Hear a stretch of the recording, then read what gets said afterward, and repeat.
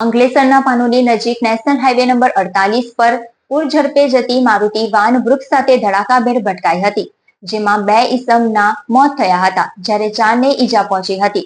વાનમાં સવાર 2 લોકોના સ્થળ પર જ કમકમાટી મોત નીપજ્યા હતા.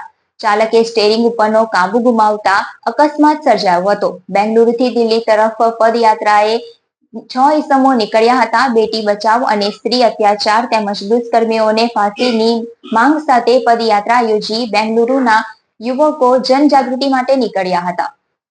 બેંગલુરુ પાસિંગની મારુતિ વાન હાઈવે પર સુરતથી વડોદરા તરફ જઈ રહી હતી. સ્ટોપ રેપના સ્ટીકરવાળી વાન અંકલેશ્વર પાસેના નેશનલ હાઈવે ઉપર બાકરોલ અને ખરોડ ચોકડી વચ્ચેથી પસાર થઈ રહી હતી, ત્યારે અજાણ્યા વાહન ચાલકે તેને ટક્કર મારી હતી. અકસ્માત બાદ વાન હાઈવેની બાજુના ઝાડ સાથે ભટકાઈ હતી, જેમાં વાનમાં સવાર 2 વ્યક્તિના ઘટના સ્થળે જ મોત નીપજ્યા હતા, જ્યારે 4 વ્યક્તિઓને ઈજાઓ પહોંચી હતી.